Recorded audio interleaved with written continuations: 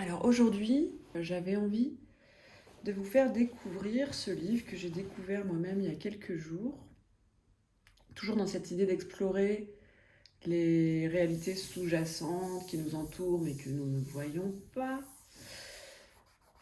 C'est un thème qui est assez méconnu, que moi-même je connaissais pas vraiment alors que je suis concernée.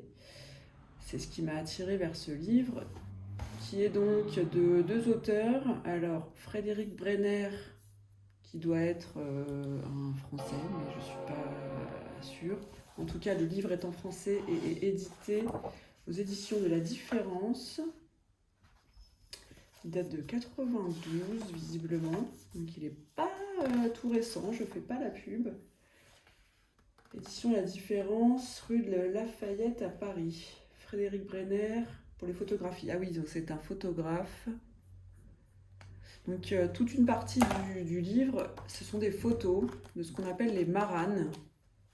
C'est une communauté, on va dire religieuse, sociologique au Portugal et en Espagne, qui sont les juifs qui ont dû être convertis au moment de l'expulsion des juifs en 1492. Donc en gros, ils pouvaient rester s'ils se convertissaient au catholicisme. Et au Portugal en particulier, c'était pas vraiment un choix il y a eu une conversion massive forcée en 1497, me semble-t-il. Et donc là, on voit quelques photos de ces gens. Alors donc visiblement, c'est ça que j'ai découvert, c'est il y en a toujours. Des gens, donc des maranes, maranos, qui veut dire port, c'est assez sympathique. Et finalement, l'appellation est restée, malgré cette connotation très péjorative, surtout pour des gens qui ne mangent pas de porc. Je ne sais pas si on voit là, donc ça c'est une famille du village de Belmonte au Portugal, qui est pas loin de la frontière espagnole, à peu près au milieu du pays, peut-être milieu nord. Donc là, on voit une famille de 5 personnes, enfin c'est sans doute une famille. Et donc dans ce village, en tout cas en 92, l'auteur a réussi à créer des contacts de confiance, alors que ces gens ont l'habitude de vivre dans le secret. Donc c'était visiblement pas évident pour lui pour documenter cette vie. Ce que je peux comprendre, parce qu'en tant que journaliste, les gens n'aiment pas forcément s'ouvrir. Et alors en plus, quand c'est un secret qu'ils gardent depuis des siècles et des siècles, ils ont appris à vivre dans le secret, c'est carrément un lifestyle. Puisque les maranes, on les appelle aussi des crypto-juifs. En gros, l'idée, c'est des gens qui ont continué à pratiquer leurs rites juifs, notamment Shabbat, Pâques, enfin, Pessah, et d'autres fêtes comme ça du calendrier hébraïque, et qui ont dû pratiquer ça en secret, puisqu'ils étaient censés être uniquement catholiques après l'Inquisition. Et je veux dire, l'incitation était quand même très forte dans la mesure où si c'était découvert, ils passaient en procès, ils allaient en prison, certains juifs ont été brûlés vifs. Euh, C'était vraiment violent. C'est même difficile à croire que dans des pays aussi smooth aujourd'hui que l'Espagne et le Portugal, il y ait pu avoir de telles violences. Mais bon, c'est la vie. Donc là, si on voit bien, une femme dans un foyer de marane, un homme, voilà, des vieux. Alors c'est des gens assez ruraux, hein, parce qu'en fait, ceux qui sont restés, enfin tous les autres, ils sont partis, ils ont émigré vers l'ouest pour l'essentiel, hein, vers l'Amérique. Moi, je suis en train de tracer le parcours de ceux qui sont partis et comment ils sont arrivés jusqu'en Amérique, parce qu'en fait, c'était comment dire, simultané à la découverte des Amériques, et les deux événements ne sont pas indépendants l'un de l'autre. Et donc certains sont partis dans les Caraïbes, en Amérique du Sud, et puis évidemment le plus en Amérique du Nord. Mais voilà, donc il y a quelques centaines et milliers de personnes qui sont restées. Et, et donc ces gens qui continuent à pratiquer, donc c'est vraiment des villageois à l'ancienne. Hein. Voilà, donc ça c'est des photos de Frédéric Brenner. Et ensuite, on a des prières. Alors les prières qui ont été traduites au fil du temps en portugais, traduites en français, qui ressemblent vaguement à des authentiques prières du culte du judaïsme. Par exemple, je ne sais plus, il y en avait une que j'avais reconnue. La mer s'ouvrit en 12 chemins, mon peuple passera en sûreté. Bon, bah là, on reconnaît que c'est Moïse. Mon peuple est passé en sûreté, là où le Seigneur a ordonné de son ordre royal et saint. Ils ont traversé la mer Rouge vers la terre promise. Le peuple assoiffé réclamait de l'eau au ciel. Moïse, marchant devant, avec son saint bâton, sur ordre du Seigneur, il frappa la roche de Mara, et l'eau claire jaillit. Je dis Mara avec un accent pseudo-espagnol, mais bon, c'était pas vraiment l'ambiance à l'époque. Loué soit le Seigneur, grandi pour l'éternité, de la roche il a fait jaillir l'eau pour son peuple affligé. Moïse, prophète saint du Seigneur, aimé, chéri, empereur de la nation, ravageur de l'Égypte, etc. Donc là, on les voit en prière assez traditionnelle. Les chaussettes à l'air, un petit fichu sur la tête, le fameux geste où on se cache les yeux. Voilà, donc pour en savoir un peu plus, j'aimais bien le texte de Yosef Haïm Yerushalmi, qui est un historien. Il me semble qu'il enseigne à l'université, enfin il enseignait à l'époque du livre, à l'université de Columbia à New York. Et j'aurais bien aimé vous lire quelques lignes. Je vais commencer peut-être au début. Donc ça c'est Frédéric Brenner. Voilà.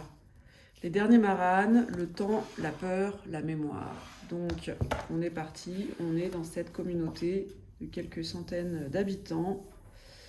Presque 5 siècles après le baptême forcé de leurs ancêtres juifs, il y a encore au Portugal des Maranes. Dans quelques villes et villages éloignés des provinces du nord-est, Beira Alta, Beira Baixa et Trás-os-Montes, il y a encore des hommes et des femmes, des individus ou des familles qui vivent extérieurement en chrétiens et pratiquent en cachette les rites juifs. On ne connaît pas exactement leur nombre, mais le prêtre de Belmonte évalue la communauté marane à environ 300 personnes sur une population de 2000. En 1984, Frédéric Brenner, le photographe, donc, s'est rendu à Belmonte et, à force de séjours renouvelés, a réussi à établir des contacts personnels avec les maranes, naturellement méfiants. Et oui, puisqu'ils risquaient quand même de mourir. 2 familles l'ont même autorisé à filmer leurs rites clandestins. Il en a tiré un extraordinaire documentaire et une série de photographies. Bref, on dit qu'une seule image vaut 1 millier de mots et au fond ce dicton est vrai. On dit qu'une seule image vaut 1 millier de mots et au fond ce dicton est vrai. Mais il n'est vrai que lorsque les mots ont déjà été dits et lorsque leur sens devient soudain vivant et concret, immédiat et nous submerge de sa présence irrésistible.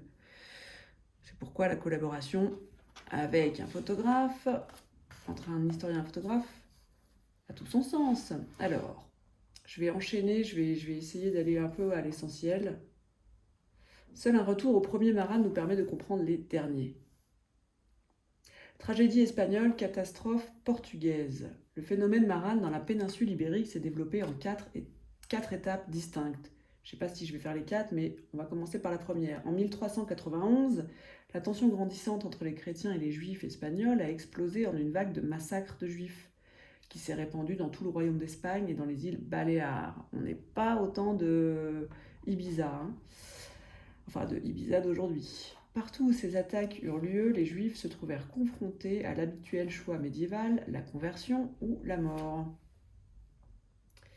Beaucoup d'autres voulurent continuer à pratiquer le judaïsme et furent donc contraints de le faire en secret. Ensuite, vers le milieu du XVe siècle, les Juifs baptisés se retrouvèrent suffisamment nombreux pour constituer une classe importante et distincte dans une société espagnole qui refusait d'ignorer leur origine. On les appelait les conversos ou cristianos nuevos, donc les convertis, ou les nouveaux chrétiens.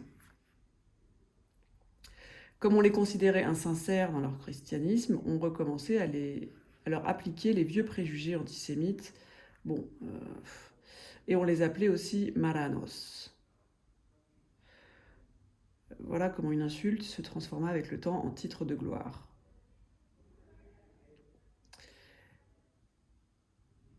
L'édit d'expulsion, signé à Grenade le 31 mars 1492, fut promulgué à la fin avril et n'accorda aux Juifs que 3 mois pour s'en aller.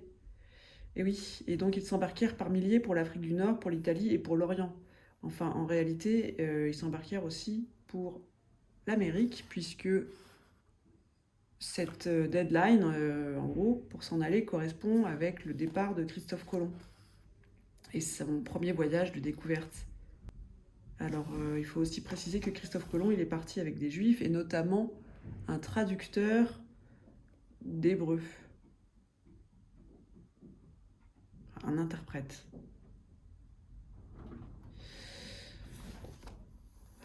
Voilà, donc le Portugal n'était pas l'Espagne et la même politique pouvait avoir des conséquences très différentes. L'expulsion de tous les Juifs signifiait pour le Portugal la perte soudaine de la fraction la plus substantielle et la plus vigoureuse de sa classe moyenne, sans un nombre suffisant de convertis pour reprendre leurs activités. Donc Manuel, le roi portugais, résolut le problème d'une manière radicale. Il allait forcer tous les Juifs du Portugal à se convertir. Ce faisant, il mettait un point final au judaïsme dans son royaume et répondait au pied de la lettre à la pression espagnole et en même temps satisfaisait ses propres impératifs en gardant les Juifs. Et oui, parce que quand même, pour avoir de l'activité économique, c'était bien d'en avoir. Le projet de l'expulsion définitive se transforma par étapes en conversion massive. Donc voilà. Et donc ça a été très difficile pour eux de partir, parce qu'il ne s'agissait pas d'envoyer des Juifs en Amérique, en fait, pour les monarques, alors que, Christophe Colomb, lui, c'était autre chose. Mais c'était une porte de sortie assez naturelle. Et d'ailleurs, je me suis aperçue récemment que le poème qui est, en gros, qui correspond à la Statue de la Liberté, qui accueille l'immigrant en Amérique, américain, a été écrit par une juive séfarade. Son nom c'est Emma Lazarus, et c'est le fameux poème qui va avec la Torch of Freedom, enfin la Statue de la Liberté. Je ne sais pas si je vais le retrouver là, parce que je ne crois pas qu'il soit dans ce bouquin. Mais une dernière petite anecdote intéressante, c'est le terme autodafé qui était, enfin autodafé, acte de foi, c'est un terme portugais en fait. Donc c'est la version portugaise qui a été retenue et non pas l'appellation espagnole, auto de fe. Donc là, l'auteur, l'historien explique que ce n'est pas un hasard si l'acte de foi, ce spectacle public mis en scène par l'Inquisition, est connu partout sous sa forme portugaise, auto da fe, et non sous son appellation espagnole. C'est bien parce que au Portugal, c'était beaucoup plus fort en fait, cette conversion forcée.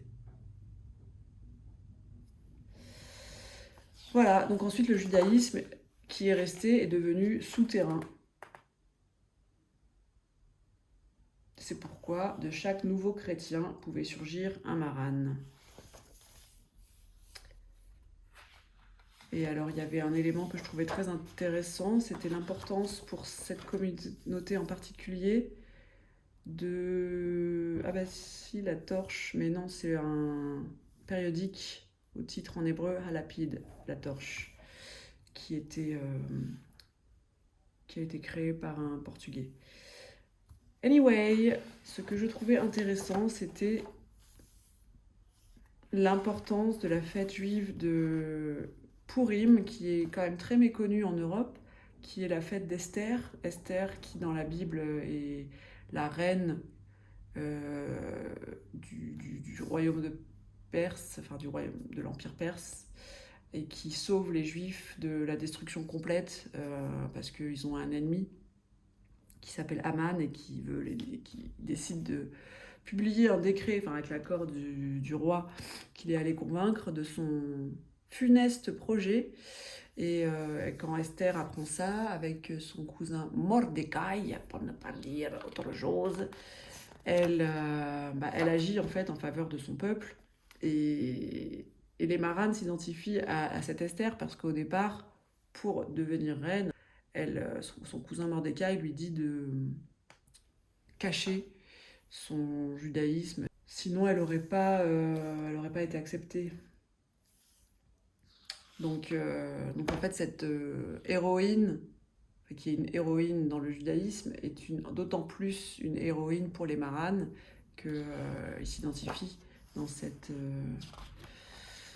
obligation de cacher ses réelles origines. Voilà, c'était la petite histoire du jour.